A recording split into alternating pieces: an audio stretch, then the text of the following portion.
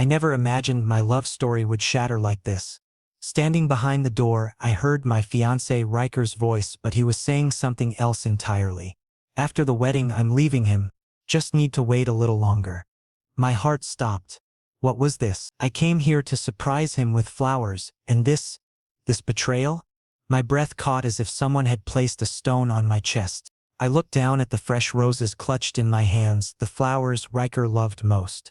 The memory of our first date came rushing back when he said, "Red roses are cliché but beautiful." Now all of it felt worthless. The past 3 years flashed before my eyes. The coffee shop where we met. The nights we built dreams together. The morning Riker proposed to me on the rooftop. Was it all lies? All an act? Easton is so naive, man. Riker laughed. He thinks I love him. Like seriously? He's so boring. Always buried in his books and paintings. But his trust fund, that's worth the wait. The voice I was hearing didn't belong to my Riker. This was someone else, a strange, cruel stranger. I stepped back slowly, as if any sound would shatter my life completely. I walked out of the building and the cold gripped me. Seattle's rain had started, but I felt nothing, not the cold, not the rain, just an empty ringing in my chest. By the time I reached home, my condition had worsened. I went into the bathroom and stood in front of the mirror. My eyes were red, tear stains on my face. Easton, why are you so weak? I asked myself. But no answer came. Just Riker's voice echoing repeatedly in my ears. Boring trust fund act. I couldn't sleep all night. When my phone rang in the morning and I saw Riker's name, I felt nauseous. Baby, where were you yesterday? I missed you. Reading his text brought both anger and pain.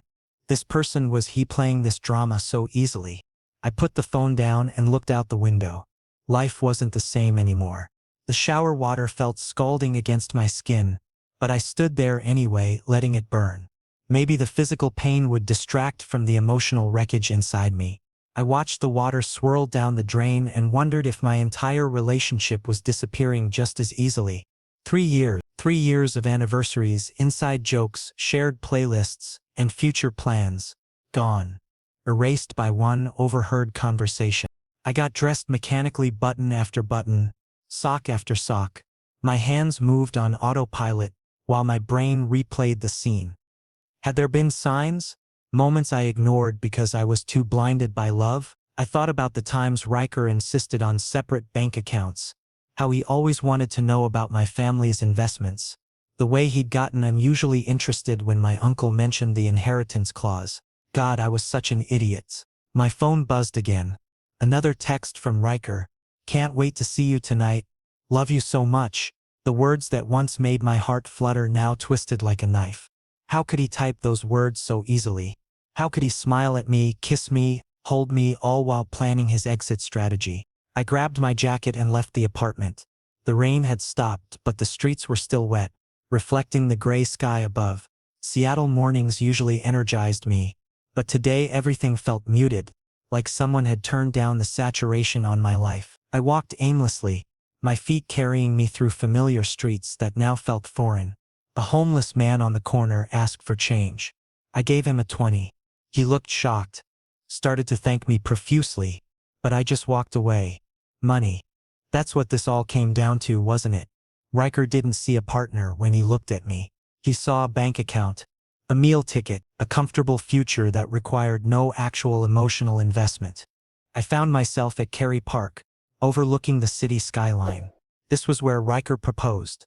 We'd come here at sunset and he'd gotten down on one knee with that gorgeous ring, the one currently sitting in my jewelry box at home. Easton, you make every day an adventure, he'd said, tears in his eyes. Will you marry me? Were those tears real? Or was he just a better actor than I ever gave him credit for? A jogger passed by, earbuds in, completely absorbed in her own world. I envied her. Whatever problems she had, at least her reality was solid. Mine had crumbled like wet sand. My phone rang. Riker. I stared at his contact photo, us at Pride last year. Faces painted with rainbow colors, laughing into the camera. We looked so happy. We looked so real. I let it go to voicemail. 30 seconds later. Hey babe. Just checking in. Weird that I haven't heard from you. Everything okay? Call me back." His voice sounded so genuine, so concerned. The manipulation was masterful. I sat on a bench and finally let myself process what I'd heard. Not just the words, but the tone.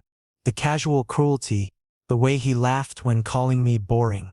The way he discussed me like I was a financial portfolio rather than a person. The way his friend, whoever that was, seemed completely unsurprised by the confession.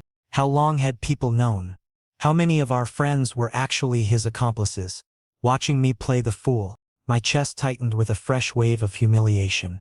I'd introduced him to my family with such pride. My mother adored him. My father had given him his blessing immediately. We'd gone ring shopping together.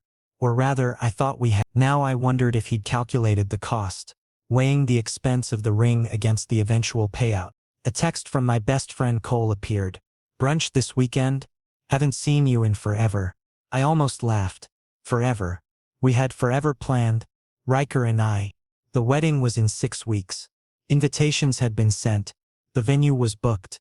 My mother had already bought her dress. What was I supposed to do? Call it off? Pretend I never heard anything? Confront him and watch him gaslight me into believing I misunderstood? The roses were still in my car. Probably wilted by now. I'd bought them because today marked 3 years since we moved in together. I'd planned the whole thing, flowers, his favorite takeout, that movie he'd been wanting to watch. I'd been so excited to surprise him after his work meeting. Instead, I got surprised. The wind picked up, cutting through my jacket. I needed to make a decision, but right now, all I could do was sit here and feel the weight of everything crashing down. Tomorrow I'd have to be strong. Tomorrow I'd have to face him. Tomorrow I'd have to figure out what comes next. But today, I just needed to breathe. Focusing at the office felt impossible. Everyone kept asking me, "Easton, are you okay? Wedding preparations going well?" I just smiled and said, "Yeah, everything's fine." But inside I was falling apart. Every smile felt like a betrayal, just like Riker's. During lunch break I sat alone at a corner table. That's when I noticed him. Chase. He was the new graphic designer in my department, here for about 2 weeks. His presence was peculiar, quiet, mysterious, but his eyes observed everything deeply. When he saw me he walked straight over. "Mind if I sit?" Chase asked, already pulling out the chair. I didn't respond, just nodded. "You look like someone who's drowning but pretending to swim," he said without any introduction. I was shocked. How could this guy see straight through me? "Excuse me?" I said defensively. Chase shrugged and sipped his coffee. "Just an observation. Artists notice things." He gestured toward my sketchbook, half visible from my bag. "Plus, your drawings, they're too perfect." Perfectly sad. I stayed quiet. What could I say? That yes, my life was a lie? That my fiancé was using me for money? I changed the subject. "Your designs are impressive. You did those conference room posters, right?" "Yeah," Chase said, eyes still locked on mine. "I only work on things that are real. Fake presentations aren't my thing." That last line felt like a challenge. Like he'd already read my entire story. That evening, Ryker texted, "Dinner tonight? Our favorite place?" I stared at the screen for a full minute. Finally replied, "Busy. Work piling up." First time I'd lied to him. Felt strange but also liberating. Walking home, the rain started again. I stood at the bus stop when a car pulled up beside me. The window rolled down and Chase leaned out. "Need a ride, Picasso?" He'd given me a nickname without asking. I considered refusing, but the rain was intensifying. "Fine," I said, getting in. During the ride, Chase had music playing, some slow indie track that perfectly matched my mood. "What's your favorite place in Seattle?" he asked casually. I thought about it. "Pike Place Market. The energy there is different." Chase smiled. "Same. The street musicians there really live life." As we approached my place, Chase said, "Easton, whenever you're ready, if you need to talk, I'm here." The offer was so simple, so genuine, that my throat tightened. "Thanks," I whispered, getting out of the car. That night Riker called. I ignored it. The apartment felt suffocating when I walked in. Everything reminded me of him: the coffee maker we bought together, the throw pillows he insisted matched our aesthetic, the photograph from Cabo on the wall. I wanted to smash it all. Instead, I poured myself a whiskey and sat in the dark.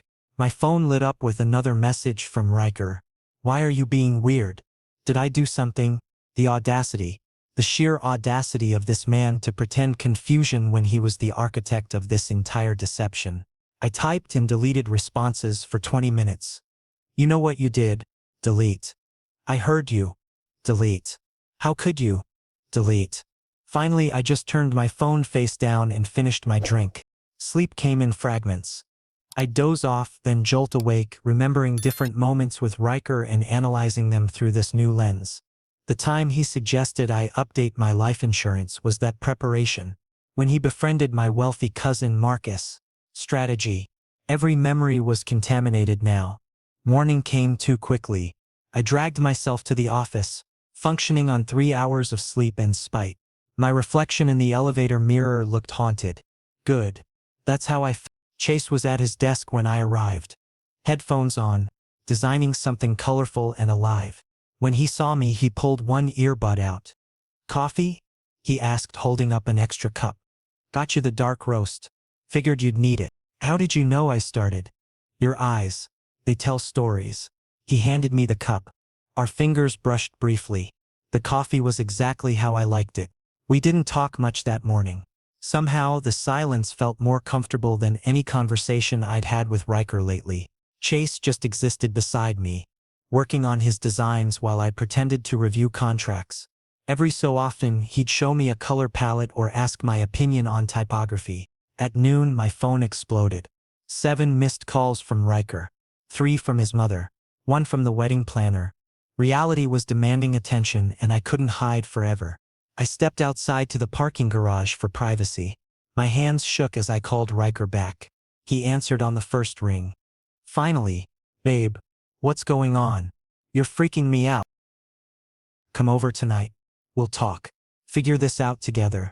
Together. What a joke. I can't. I have plans. Plans? With who? Now he sounded suspicious. Possessive. Funny how he could fake jealousy so convincingly while actively planning to leave me. Does it matter? The words came out sharper than intended. Silence. Then Easton, what's really going on? You're not acting like yourself. Maybe you never knew myself to begin with. I hung up before he could respond. My heart was racing. That was the most honest I'd been with him since the discovery. It felt terrifying and exhilarating simultaneously. When I turned around, Chase was leaning against his car, clearly having followed me out. Sorry, didn't mean to eavesdrop. Just wanted to make sure you were okay. I'm not, I said simply. But I will be. Chase nodded, understanding without needing details. There's an art gallery opening tonight. Downtown. Mostly local artists. Wanna come? No pressure. Just thought you might need a distraction. A distraction. When was the last time Ryker offered me something I actually wanted instead of what looked good on his Instagram? Yeah. I'd like that. Pick you up at 7? Chase asked. I'll meet you there. Text me the address. I wasn't ready to let anyone pick me up, drop me off, know where I lived. Trust needed to be earned now. Fair enough. Chase sent the details immediately. See you tonight, Picasso. As he drove away, I realized I was smiling. Actually smiling. For the first time in 48 hours, something felt right. The next morning at the office, I deliberately walked toward Chase's cabin. I don't know why, but his presence gave me a sense of calm. When I knocked, he smiled and called me in. Come in, Picasso. What's up? Just had some sketches. I lied. The truth was, I needed to talk to someone who wouldn't judge me. Chase got up from his chair, came over and took the sketch pad from my hands. He observed one drawing for a full minute, a half-finished face that might have been Riker's or perhaps my own confused emotions. This face is incomplete, Chase said, his finger tracing the lines. Like you don't know how to finish it. I felt as if he'd read my heart directly. Easton, Chase looked at me with a serious expression. Are you genuinely happy in your life? Or are people just happy looking at your life? I said nothing. Chase moved slightly closer. I don't want to interfere too much, but if you ever want to break out of your cage, I'll be there. Hearing that made my heart beat faster.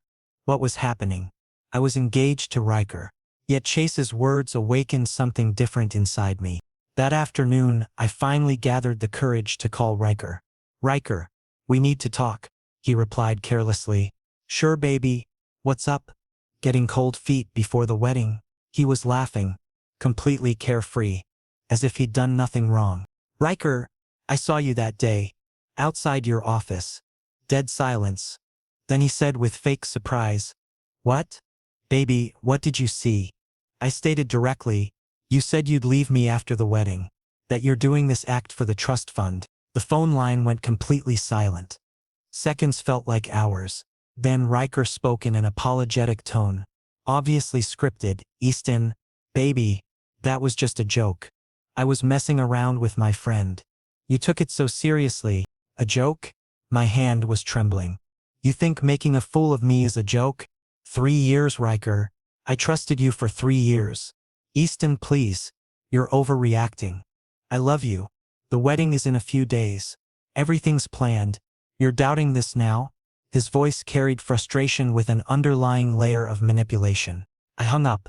My chest hurt as if someone had embedded glass shards in it. I went to the office restroom to compose myself. When I came out, Chase was standing there as if he knew I'd be here. What happened? He asked, concern clear in his voice. Riker, I whispered. He's making me feel crazy. Says it was all a joke. Chase gripped my shoulder. Easton, people don't repeatedly defend jokes. Liars do. His words pierced through me, like a sharp dagger. Chase was right. The gallery opening the previous night had been exactly what I needed. Walking through rooms filled with raw, honest art pieces that didn't apologize for their existence felt therapeutic. Chase had introduced me to several artists and I'd felt seen in a way I hadn't in years. One painter created portraits of people at their breaking points. I capture the moment before transformation, she'd explained. I'd stood in front of her work for 15 minutes, feeling uncomfortably understood. Now standing in the office restroom with Chase's hand on my shoulder, I realized I was at my own breaking point. The moment before transformation. Want to get out of here? Chase asked. Take the afternoon off. You look like you need air. I should have said no. Should have stayed professional. Kept boundaries. Instead, I texted my supervisor that I felt sick and followed Chase to his car. We drove without destination. Windows down, music playing, not talking, just existing. He eventually pulled into Discovery Park. We walked the trails in comfortable silence until we reached a viewpoint overlooking Puget Sound. The water stretched endlessly, gray and wild under cloudy skies. My ex did something similar, Chase said suddenly. Not the money thing, but the lying. Made me feel insane for questioning what my gut knew was true. He picked up a smooth stone, turned it over in his hands. Took me 2 years to trust my own judgment again. How did you get through it? I asked. Badly at first. Then I started therapy, started creating art again, reconnected with who I was before him. He threw the stone, watching it skip across the water. Realized I'd been living in his version of reality instead of my own. His honesty cracked something open in me. I keep wondering if I'm crazy, if I misheard, if I'm destroying something good over a misunderstanding. Did it feel like a misunderstanding when you heard it? Chase asked. I thought back to that moment. Riker's casual cruelty, the laughter, the calculation in his voice. No, it felt like truth. Then trust that. Your instincts are trying to protect you, Easton. Listen to them. We sat on a bench, watching sailboats in the distance. A group of teenagers skateboarded past, laughing and shoving each other playfully. Simple joy, uncomplicated connection. When had things gotten so complex with Riker? I'm supposed to have a final dress fitting tomorrow, I said quietly. The wedding's in 4 weeks, venues booked, caterings confirmed. My mom's already crying at random moments because she's so happy. My voice cracked. How do I blow up everyone's happiness because of something I overheard? It's not everyone's happiness, Chase said firmly. It's everyone's perception of your happiness. There's a difference. You'd be living a lie to maintain their comfort. Is that fair to you? Put that way, it sounded absurd. But guilt was a powerful force. My phone buzzed. Riker again, I'm coming over tonight. We need to fix this. I can't lose you. The message that would have melted me a week ago now just made me tired. He couldn't lose me, couldn't lose the trust fund, the connections, the comfortable future. But could he lose me, Easton? The actual person? Did he even know who that was? I need to end it, I said aloud, surprising myself. Not tomorrow. Not after more conversations. Now. Today. Chase didn't try to talk me out of it or suggest I wait. He just asked, "Do you want company? I can drive you. Wait outside." No. I need to do this alone. I stood up, suddenly energized by decision. But thank you, for today. For listening. For not making me feel insane. You're not insane, Picasso, you're finally seeing clearly. The drive back to the city felt surreal. I was about to dismantle my entire life based on one overheard conversation. But it wasn't just one conversation, it was the culmination of dozens of small moments I'd ignored. Times Riker had been dismissive, occasions where his interest in my family's wealth seemed more genuine than his interest in me. The way he'd always deflected when I tried to have deeper emotional conversations. I'd been so desperate to believe in the fairy tale that I'd ignored the reality. When Chase dropped me back at the office, he squeezed my hand briefly. "You've got this. And whatever happens, you're going to be okay." I believed him. Maybe for the first time in days, I actually believed something good could come from this destruction. Not immediately. Not easily. But eventually, I texted Riker, "Come to my place at 7. We're having that conversation whether you want to or not." His response was immediate. "Finally. I'll bring dinner. We'll work this out." He still didn't understand. This wasn't a fight to work through. This was an ending. The funeral for a relationship that had died the moment he decided I was worth more dead than alive. At least worth more accessed than loved. The next few days became a blur. Riker barely spoke to me, as if I was the one overreacting. His family had already sent out invitations. The venue was booked and my mom was excited about her son's perfect wedding. But me, I was dying inside. I told my best friend Cole everything. We sat in a coffee shop where he always gave me a judgment-free zone. "Bro, why are you holding on to Riker? If he doesn't value you, then leave him. Simple." Cole always spoke straight. "But everything's ready. Guests are coming. Family emotions." Cole cut me off mid-sentence. "Easton, it's your life. Your heart. Everyone else is just a side character in your story. You're the main character, you get to decide." Something clicked inside me hearing Cole's words. Main characters write their own stories. They don't become filler. That evening I went to Pike Place Market, the place where I found peace. Street musicians played their guitars, people bought flowers, and the sunset painted the Seattle skyline golden. I sat on a bench there opening my sketchbook. Then Chase showed up. Coincidence, or maybe he'd followed me. "Knew I'd find you here," Chase said, sitting beside me. "This is your safe place, isn't it?" I nodded. "Everything feels real here." Chase stayed quiet for a moment. Then spoke. "Easton, I need to tell you something." I looked at him. Something different was in his eyes. A vulnerability I'd never seen before. I was in a terrible relationship before too. My ex manipulated me as well. Used me and then left. My heart grew heavy. "How did you deal with it?" Chase took a long breath. "I made myself a priority. Made my art my escape. And most importantly, I started loving myself." His simplicity touched me. "Chase, since meeting you, I feel a bit braver." He smiled. "Genuine, warm. Good. Because you deserve real love, Easton. Not to be someone's backup plan." Walking home that night, I made a decision. I needed a clear answer from Riker. No more lies. No more excuses. I messaged him, "Let's meet tomorrow." Final conversation. Anxiety ate at me until morning. Riker sent a simple reply. "Okay. My place. 7 p.m. I already knew how this conversation would go. Either he'd keep lying, or maybe he'd admit his reality. I texted Chase, "Wish me luck." He instantly replied, "You don't need luck.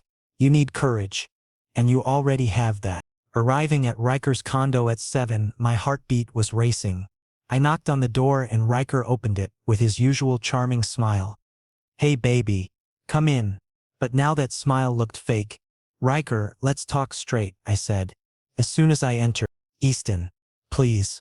I raised my hand to stop him. "Just listen. I'm giving you one last chance. Tell me the truth. Do you actually love me? Or is this all about money? Dead silence. Then Riker took a deep breath, and for the first time he removed his mask. The condo suddenly felt smaller, suffocating. I watched Riker's face transform from that practiced charm into something harder, more calculated. This was the real man I'd overheard, not the loving fiancé he pretended to be. He walked to the bar cart and poured himself a scotch. Didn't offer me one. That small gesture spoke volumes. You want brutal honesty? He asked, taking a sip. Fine. Let's do brutal honesty. I stayed standing, refusing to get comfortable. This wasn't a conversation between partners anymore. This was an interrogation, and I needed answers. When we met 3 years ago, you seemed perfect on paper, Riker began, swirling the amber liquid in his glass. Good-looking, talented, from a wealthy family. Your trust fund was public knowledge in our circles. Everyone knew about your grandfather's estate planning. He paused, studying my reaction. I didn't pursue you solely for money. That's what you want to hear, right? That there was something real? Was there? My voice came out steadier than I felt. Riker shrugged. Define real. I enjoyed your company. You were easy to be around. Didn't demand much attention. Always accommodating. The perfect partner for someone building a career. He set down his glass. But love? The kind they write about in fairy tales? No, Easton. I never felt that. Each word was a surgical cut. Precise. Intentional. Painful. Why go through with the engagement then? Why not just date casually? I asked, needing to understand the depth of his deception. Because casual doesn't unlock trust funds, he said matter-of-factly. Your family's money is structured around marriage and stability. Dating wouldn't have given me access to your social network, your family's business connections, the joint accounts we'd planned. He looked at me with something almost resembling pity. I thought you understood this was transactional. Isn't that how our world works? Our world? I repeated, incredulous. Riker, love isn't a transaction. It's not a business merger. Isn't it though? He leaned against the counter, arms crossed. Your parents' marriage was arranged around compatible wealth. My parents stayed together for tax benefits. Everyone in our circle marries strategically. He tilted his head. You were just naive enough to believe we were different. The cruelty wasn't in his words but in his tone. Casual, dismissive, as if explaining basic math to a child. So the proposal? The romantic gestures? The late-night conversations about our future? I needed him to acknowledge it all. Theater, Riker said simply. I'm good at theater. You wanted romance, so I provided it. You wanted deep conversations, so I had them. I gave you exactly what you needed to stay invested. He picked up his glass again. And it worked. You felt completely, didn't you? I thought about denying it, preserving some dignity. But what was the point? Yes. I fell completely.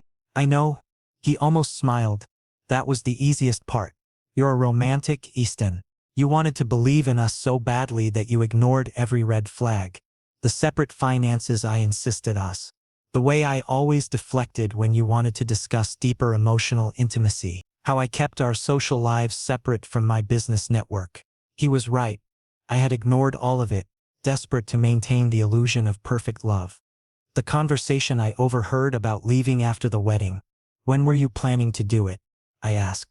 2 years, he said without hesitation. Long enough to establish legal claims, short enough to avoid wasting my entire youth. Divorce settlements favor the lower-earning spouse, especially in cases involving family wealth transferred during marriage. He spoke like he was discussing a business strategy, because that's exactly what it was. My legs felt weak, but I refused to sit, refused to show any more vulnerability to this stranger wearing my fiancé's face. Did you ever care about me at all? Even a little? The question came out smaller than I intended. Riker considered it, and for a moment I thought I saw something human in his expression. I cared about not hurting you unnecessarily. I tried to make the arrangement pleasant for both of us. That counts for something, doesn't it? No, I said firmly. It doesn't. He shrugged again. That infuriating gesture that dismissed my entire emotional reality. Then we're at an impasse. What happens now? You call off the wedding and humiliate both our families? Create a scandal that affects your father's business relationships? I removed myself from a fraudulent relationship. I corrected. What you call humiliation, I call self-preservation. Riker's expression hardened. Think carefully, Easton. Walking away makes you look unstable. People will assume you got cold feet, couldn't handle commitment. I meanwhile become the victim. The devoted fiancé abandoned weeks before the wedding. He stepped closer. Your reputation suffers more than mine in this scenario. I'll take that risk, I said, pulling the engagement ring from my finger. The metal felt lighter than it should have. Considering what it represented, I placed it on the coffee table between us. The diamond caught the light, sparkling mockingly. Riker stared at the ring, then at me. For the first time, genuine emotion crossed his face. Anger. You're making a mistake. Where will you find someone who fits into your world as perfectly as I do? Who understands the social requirements? The family expectations? I'll find someone who loves me, I said simply. Not my bank account. Not my connections. Me. Good luck with that fairy tale, Riker said coldly. I walked toward the door, each step feeling simultaneously heavy and liberating. My hand touched the doorknob when Riker spoke again. For what it's worth, I am sorry. Sorry that you got hurt. That wasn't my intention. I turned back to look at him one last time. Your intentions don't erase your actions, Riker. Goodbye. The door closed behind me, with a definitive click. Outside, the Seattle night was cool and clear. I stood on the sidewalk, breathing deeply, feeling the weight of 3 years finally lifting from my shoulders. My phone was in my hand before I realized it. I called Chase. I'm free, I said when Chase answered, the words coming out like a prayer. Chase's voice came through warm and steady. I'm proud of you, Easton. Let's meet tomorrow. Celebrate properly. The next morning at the office, the energy felt different. I felt confident. Chase winked at me when I passed by his cabin. At lunch, we were both on the rooftop with a city view. So you officially broke up with Riker? Chase asked casually while taking a bite of his sandwich. Yes, I said. Time to move forward now. Good. Chase looked at me with a serious expression. Because Easton, I need to tell you something. I'm interested in you. Not immediately after your breakup, but eventually, when you're ready. My heart stopped. Was this a confession? Chase, who was so composed and cool, was openly admitting this. Chase, I said, searching for words. I feel something too. But I'm very confused right now. I know, Chase placed his hand on mine. I'll wait. Take your time. Heal first. Over the next week, Ryker called 27 times and sent 53 texts. All ignored. His family also pressured me. Easton dear, you don't break up based on emotions. But I stayed firm. I finally told my mom everything. Mom listened. Then said, son, your happiness is most important. If Ryker wasn't right, then you did the right thing. Her simplicity brought tears to my eyes. Having support, it's so powerful. Chase and I slowly started spending time together. Movies, art galleries, late-night drives. There was no pressure. Just connection. One day Chase asked, have you ever thought about opening your own art gallery? I was shocked. Me? A gallery? Chase nodded. Your art has soul, Easton. People would want to see it. This dream I'd never discussed with Riker. Because Riker always said, be practical. The idea terrified and thrilled me simultaneously. Starting my own gallery meant vulnerability, putting my work out there for judgment, investing money and time into something uncertain. But it also meant freedom, creative control, building something entirely mine. I wouldn't know where to start. I admitted, watching the city lights below us. Chase pulled out his phone, scrolling through something. I have a friend who owns a small gallery in Pioneer Square. She's been looking for someone to take over her lease. She's moving to Portland. The space is perfect. Intimate but professional. He showed me photos. Exposed brick walls. Excellent lighting. Hardwood floors worn smooth by years of foot traffic. It was beautiful. Exactly what I'd secretly dreamed of. I can't afford that, I said. Reality crushing the momentary hope. Your trust fund, Chase started, is complicated now. I interrupted. My grandfather's will has stipulation clauses. Accessing significant amounts requires family approval for major purchases. After this breakup scandal, getting everyone on board will be challenging. Chase thought for a moment. What if we partnered? I have savings. We could go in together. Your art, my design work. Make it a collaborative space for local artists. You'd do that? Risk your savings on my dream? The offer seemed too generous. Our dream, Chase corrected. I've wanted to transition from corporate design to something more meaningful. This could be it. He squeezed my hand. But only if you want to. No pressure. Just an option.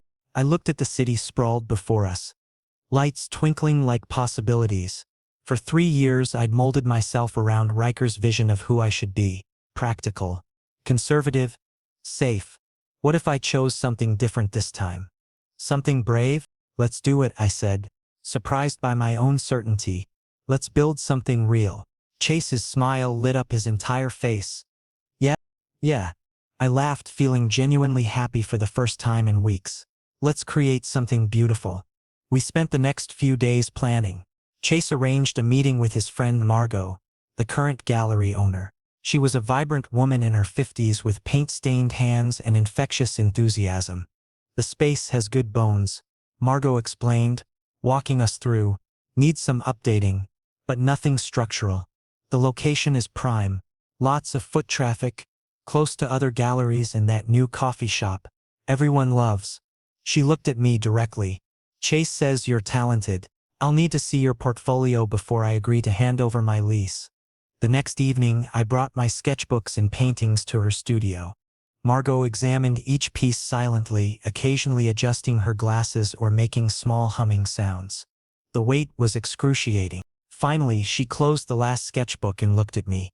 You have something rare. Technical skill combined with genuine emotional depth. These aren't just pretty pictures. They tell stories. She extended her hand. The space is yours if you want it. Relief and terror flooded through me in equal measure. This was actually happening.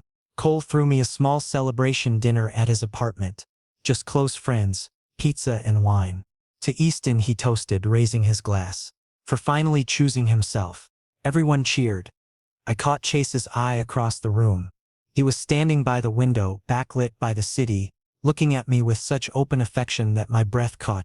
Later, when most people had left, Chase and I found ourselves alone on Cole's balcony. The night was cold but clear, stars barely visible through Seattle's light pollution. Thank you, I said quietly, for believing in me when I didn't believe in myself.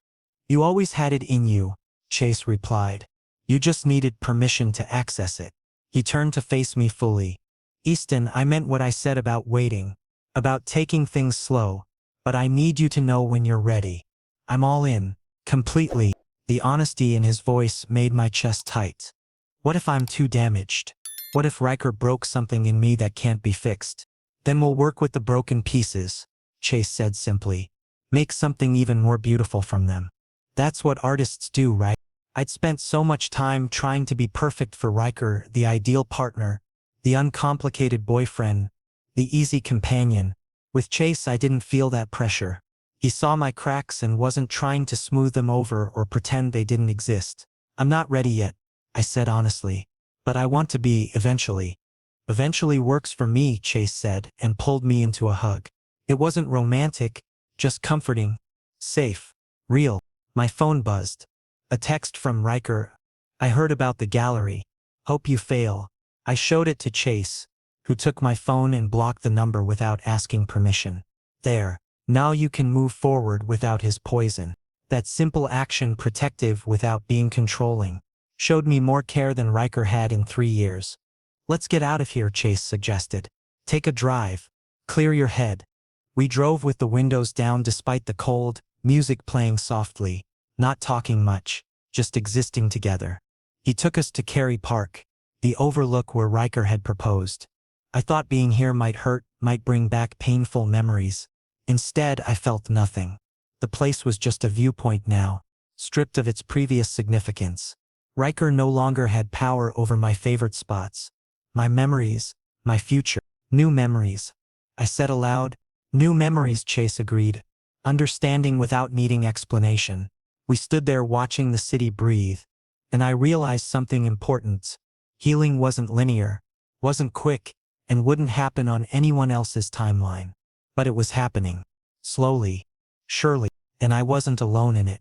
2 months later, I was preparing to open my own small art studio. Chase had supported me financially and emotionally, but never took credit. This is your dream, Easton. I'm just along for the ride.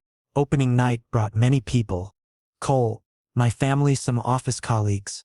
And in the corner stood Chase with a proud smile. You did it, he said when I walked over. I smiled back and said, we did it. That night was perfect. My paintings touched people. One couple bought my favorite piece, something I'd painted during the toxic phase with Riker. It was ironic that the same pain had now become my strength. When everyone left, only Chase and I remained. In the dim lights, the studio was silent except for our voices and distant city sounds. Easton, Chase said, walking toward me. I can't wait anymore. I need to tell you seriously. I'm in love with you. My heart stopped. This confession was so raw, so honest that I felt overwhelmed. Chase, I took his hand. I love you too. You taught me how to live again. You showed me my worth. He held my face in both hands and kissed my forehead, soft, gentle, full of promise. We'll take it slow. Okay? No rush.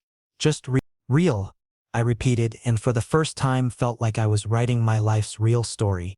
Not filler, the main plot. The next morning, standing outside my studio drinking tea, a text came from Ryker. Congrats on your gallery. I saw the posts. You deserve it. I didn't reply. Nothing was left to say. Cole messaged. Bro, proud of you. And those photos with Chase are cute, not gonna lie. I smiled. Life was finally falling into place. Date nights with Chase were simple. Rooftop dinners, spontaneous road trips, sketching sessions together. He never tried to change me, just accepted me, exactly as I was. The gallery became more than just a business. It became a community space. Local artists displayed their work. We hosted poetry readings on Thursday nights, and the coffee shop next door started sending customers our way. Life had a rhythm now, steady and sustainable. My relationship with my family improved too. Without Riker's influence, I reconnected with parts of myself I'd suppressed. My mom started visiting the gallery weekly, bringing her book club friends. I'm so proud of you, she'd say each time. And I finally believed her. The only shadow was Riker's continued presence in my social media periphery. He'd started dating someone new, another artist, coincidentally from an old money family. The pattern was obvious to anyone paying attention. I felt sorry for whoever was next in his calculated life plan. Don't waste energy on him. Chase reminded me when I mentioned it. He's a closed chapter, focus on what's ahead. What was ahead felt bright. The gallery was breaking even after just 6 weeks. Chase's design business was thriving, and he'd moved his office into the gallery's back room. We worked side by side most days, falling into an easy partnership that felt natural. One evening, about 3 months after our opening, Chase suggested we close early and go to Pike Place Market. Remember the bench where we first really talked? He asked as we walked through the crowds. How could I forget? It was where he'd told me I looked like someone drowning but pretending to swim. Where he'd seen through my carefully constructed facade. We sat on that same bench now, watching street performers and tourists. The market was alive with energy. Musicians playing, vendors calling out, the smell of fresh flowers and coffee mixing in the air. Do you remember when you said I looked like I was drowning? I asked. Chase nodded.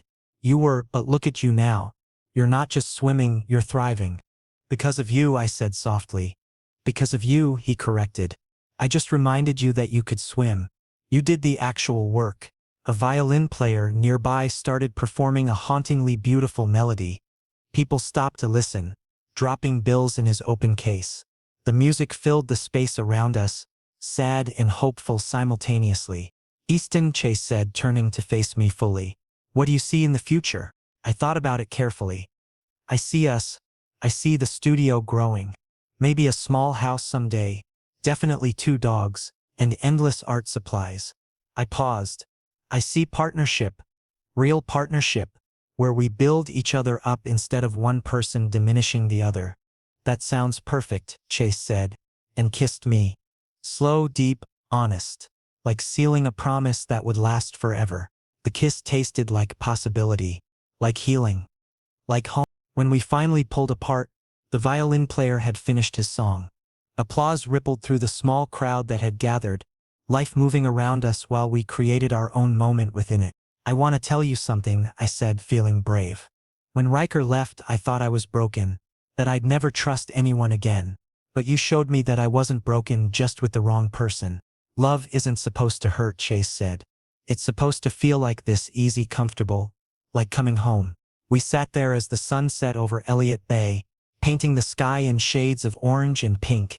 The market began to quiet down, vendors packing up their goods, tourists heading to dinner. We stayed, unwilling to let the moment end. Do you ever regret it? Chase asked.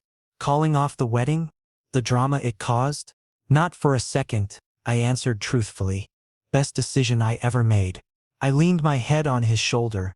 Second best was saying yes to coffee with you. I didn't offer coffee.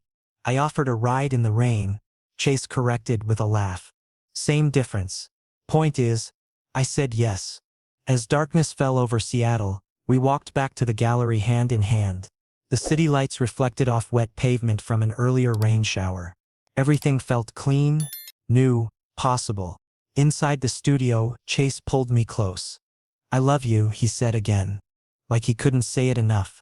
I love your art, your passion, the way you see beauty in broken things. I love that you're brave enough to start over. I love you too, I replied. I love that you waited, that you saw me when I couldn't see myself, that you believe in dreams and actually help make them real. Our second kiss was different from the first. Less gentle, more urgent. It was a kiss that acknowledged past pain while celebrating present joy. It was promise and surrender, question and answer. When we finally broke apart, both breathless, Chase smiled. Stay tonight? We can order takeout, work on the new exhibition plans. Sounds perfect, I agreed. We ordered Thai food and spread our plans across the studio floor. Chase sketched layout options while I sorted through artist submissions.